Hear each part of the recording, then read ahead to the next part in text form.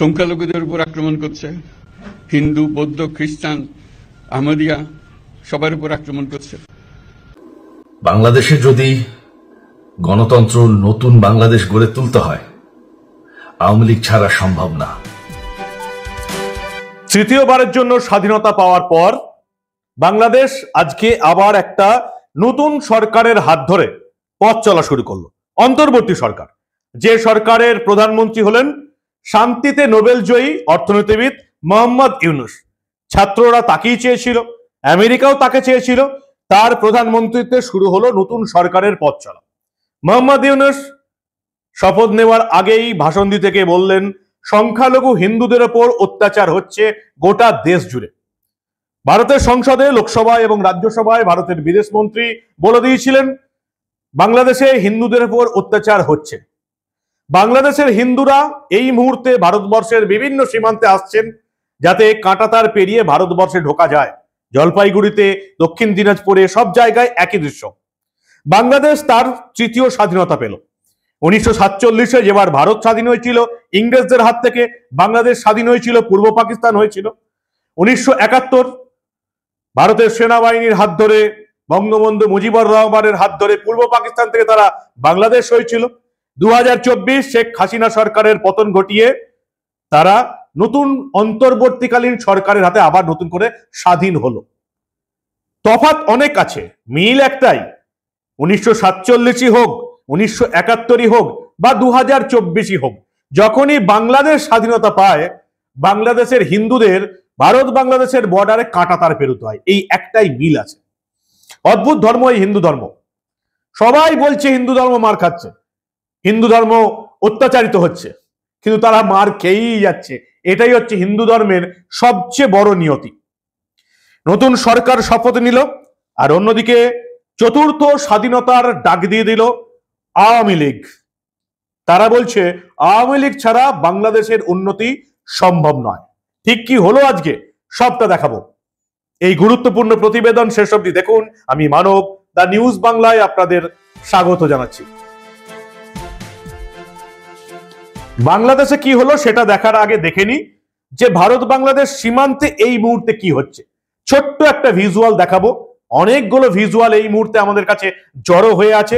এই ভিজুয়ালটা যেটা আমি আপনাদের দেখাবো সেটা হচ্ছে জলপাইগুড়ি জেলার মানিকগঞ্জের সাতকুড়া সীমান্তের ওদিকে বাংলাদেশের দিকে বর্ডার, সেই সীমান্তের একবার ছবি দেখুন।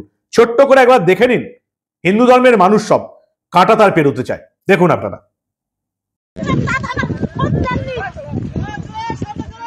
থাকতে আমাদের কোনো স্বাধীন নাই, কেমন স্বাধীন?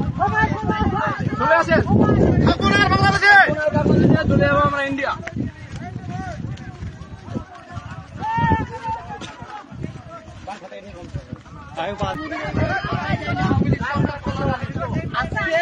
দুই দিনের মধ্যে আজকে আপনারা এমন পরিস্থিতি দেখাইলেন যে আজকে এই ভাইদের আমাদেরকে আমরা মূল্যে না খাই ভাতে বলবো। হ্যাঁ,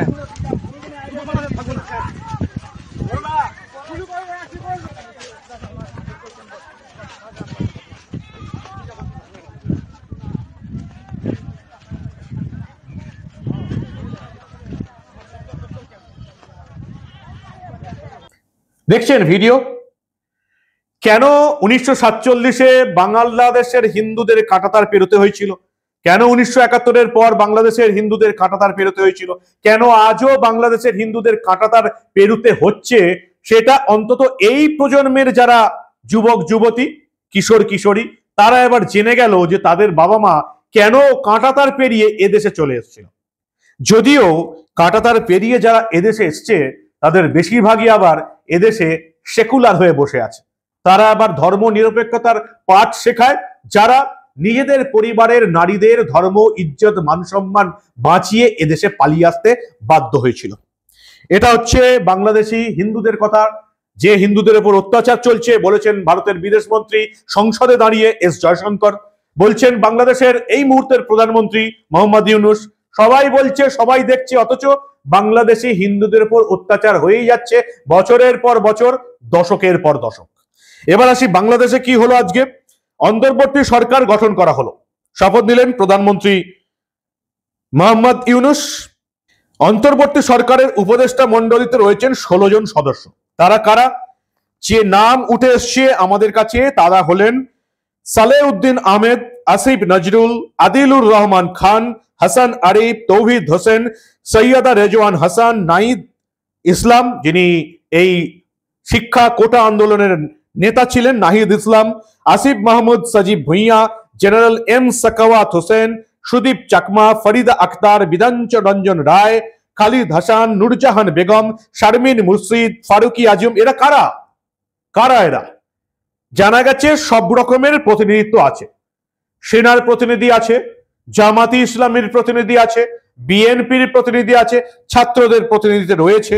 তবে এর মধ্যে সুপ্রদীপ, বিধান রঞ্জন এবং ফারুকি এরা তো ঢাকাতেই নেই, তারা ঢাকাতে থাকেন না, অথচ উপদেষ্টা মন্ডলীর সদস্য হয়ে আছেন। তারা শপথ গ্রহণ অনুষ্ঠানে ছিলেন না। এই হচ্ছে আজকের ব্যাপার। কি বললেন মোহাম্মদ ইউনূস, শুনুন আপনারা। এরা এই দেশকে রক্ষা করেছে, এ দেশকে নতুনভাবে পুনর্জন্ম দিয়েছে, এবং এই পুনর্জন্মে যে বাংলাদেশ পেলাম সে বাংলাদেশ যেন অত্যন্ত দ্রুত গতিতে এগিয়ে চলতে পারে, সেটাই হলো আমাদের শপথ। সেটা আমরা রক্ষা করতে চাই, এগিয়ে যেতে চাই, এবং আজকের তরুণ সমাজকে বোঝানো যে এই দেশ এটা তোমাদের হাতে, তোমরা এটাকে তোমাদের মনের মতো করে গড়ে তুলবে। তোমরা যেভাবে স্বাধীন করতে পেরেছো, তোমরা এটাকে তোমাদের মনের মতো করে গড়তেও পারবে, এবং তোমাদের দেখে সারা দুনিয়া শিখবে কিভাবে একটা দেশ, একটা তরুণ সমাজ গ্রহণ করতে পারে এবং তাকে পাল্টে ফেলতে পারে। যারা বিপথে গেছে তাদেরকে পথে আনতে চাই, যাতে করে একসঙ্গে আমরা কাজ করতে পারি। এর মধ্যে আমরা শুনলাম, আসার পথে শুনে আসছি যে এখানে আইন শৃঙ্খলার ব্যাঘাত হচ্ছে, মানুষকে আক্রমণ করছে, ঘরবাড়ি জ্বালিয়ে দিচ্ছে, সম্পদ জ্বালিয়ে নষ্ট করছে, চুরি করছে, দিয়ে যাচ্ছে, অফিস আদালতে আক্রমণ করছে, সংখ্যালঘুদের উপর আক্রমণ করছে, হিন্দু, বৌদ্ধ, খ্রিস্টান, আহমদিয়া সবার উপর আক্রমণ করছে। এগুলো হলো ষড়যন্ত্রের অংশ, এগুলো আমাদের বিষয় না। আমাদের কাজ হলো এটাকে রক্ষা করা, সবাইকে রক্ষা করা, এটাকে প্রতিটি মানুষ আমাদের ভাই, আমাদের বোন, তাদেরকে রক্ষা করা এবং আমাদের একটা শৃঙ্খলা ফিরিয়ে আসা। বিশৃঙ্খলা, সহিংসতা এগুলো হলো অগ্রগতির বড় শত্রু। আমাদের যে যাত্রা শুরু হলো সেই যাত্রার শত্রু, কাজে এই শত্রুকে যাতে রোধ করা যায়, তাদেরকে বুঝিয়ে শুনিয়ে হোক, তাদেরকে আইন শৃঙ্খলার হাতে দিয়ে হোক, এটা বুঝাতে হবে। তাকে মেরে পেটে এটা ঠিক না, আইন শৃঙ্খলা নিজের হাতে ঠিক না। তাকে আমাদের আইন শৃঙ্খলা বাহিনী এমন হতে হবে, তাদের হাতে সুপর্দ করলে আমরা নিশ্চিন্ত থাকবে তার একটা বিহিত। মোহাম্মদ ইউনূস, জানা যাচ্ছে যে আপাতত বাংলাদেশের প্রধানমন্ত্রীর যেটা বাসভবন সেটা গণভবন, সেখানে তিনি থাকতে পারবেন না, সেটা বাসযোগ্য আর রাখেনি, সবই তো তুলে নিয়ে চলে গেছে যে তার আনন্দে ছাত্রের আন্দোলনকারীরা। আপনারা তো সেই ছবি দেখে নিয়েছেন, মিম বেরুচ্ছে, গোটা বিশ্বে সেই ছবি ভাইরাল হয়ে গেছে। আপাতত গণভবনে তিনি থাকতে পারবেন না, তিনি থাকবেন বাংলাদেশ সরকারের অতিথি ভবন যমুনায়। সেই যমুনা আপাতত বাগানো হচ্ছে, গণভবনে তো তাণ্ডব চলে গেছে, ফলে লুটপাট হয়ে গেছে, গণভবনে এখন আর থাকার মতন অবস্থায় নেই। এই হচ্ছে মোহাম্মদ ইউনূস, যিনি বাংলাদেশে এতদিন ধরে ঘটনা ঘটলো একটা কথাও বলেননি। তিনি আজকে ভাষণ দিতে দিতে প্রায় কেঁদে ফেললেন। তবে কতদিন তিনি প্রধানমন্ত্রী থাকবেন? বিএনপির তরফ থেকে ইতিমধ্যেই, খালেদা দলের তরফ থেকে ইতিমধ্যেই কিন্তু বাংলাদেশে নির্বাচনের ডাক দেওয়া হয়েছে, এবং এই নির্বাচনে জোট গঠন করে নির্বাচনে যাবে বিএনপি এবং জামাত। আওয়ামী লীগের যে অবস্থা, তারা কিন্তু আজকে বড় মিছিল করেছে।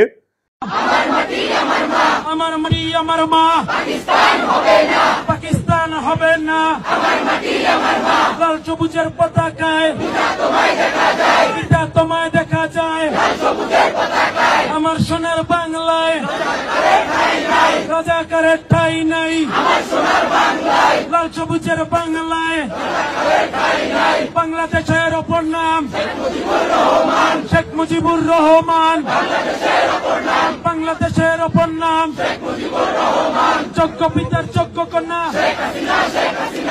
এবং আওয়ামী লীগ আজকে পরিষ্কার জানিয়ে দিয়েছে যে আওয়ামী লীগ ছাড়া কিন্তু বাংলাদেশের উন্নয়ন সম্ভব নয়, এবং হাসিনার পুত্র সজীব ওয়াজেদ জয় পরিষ্কার বলে দিয়েছেন নতুন বাংলাদেশ গড়বে আওয়ামী লীগ, এবং শেখ হাসিনা গণতন্ত্র প্রতিষ্ঠা হলেই দেশে ফিরবেন। সজীব ওয়াজেদ জয় বাংলাদেশের চতুর্থ স্বাধীনতার ডাক দিলেন। 47, 71, 2024-এর পর বাংলাদেশের এই নতুন স্বাধীনতা আওয়ামী লীগের হাত ধরে কবে আসবে সেটাই দেখার। সজীব আহমেদ জয় কি বললেন আজকে দেখুন আপনারা। আমি সজীব ওয়াজেদ জয় বলছি। বাংলাদেশে এখন একটি বিশৃঙ্খল পরিস্থিতি চলছে।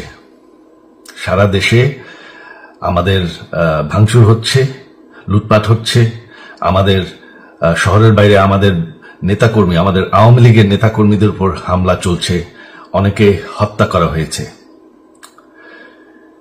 এই পরিস্থিতিতে আমি বলতে চাই, আওয়ামী লীগ হচ্ছে বাংলাদেশের সবথেকে পুরাতন গণতান্ত্রিক এবং সবথেকে বড় দল। আওয়ামী লীগ কিন্তু মরে যায়নি।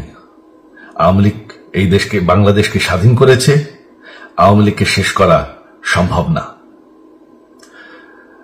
আমরা বলেছিলাম যে আমার পরিবার আর রাজনীতি করবে না, তবে আমাদের নেতাকর্মীর উপর যেভাবে হামলা হচ্ছে, এই পরিস্থিতিতে আমরা হাল ছেড়ে দিতে পারি না। বাংলাদেশে যদি গণতন্ত্র, নতুন বাংলাদেশ গড়ে তুলতে হয়, আওয়ামী লীগ ছাড়া সম্ভব না। আওয়ামী লীগ হচ্ছে সব থেকে বড় দল। আওয়ামী লীগ কোথাও যাবে না, আওয়ামী লীগ শেষ হয়ে যাবে না, আওয়ামী লীগকে শেষ করা সম্ভব না।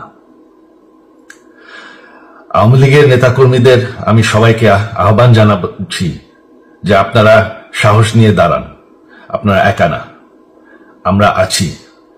বঙ্গবন্ধুর পরিবার কোথাও যায়নি, আমরা আপনাদের সাথে আছি। দেশকে, আমাদের নেতাকর্মীদেরকে, আওয়ামী লীগকে রক্ষা করার জন্য যা প্রয়োজন আমরা করতে প্রস্তুত।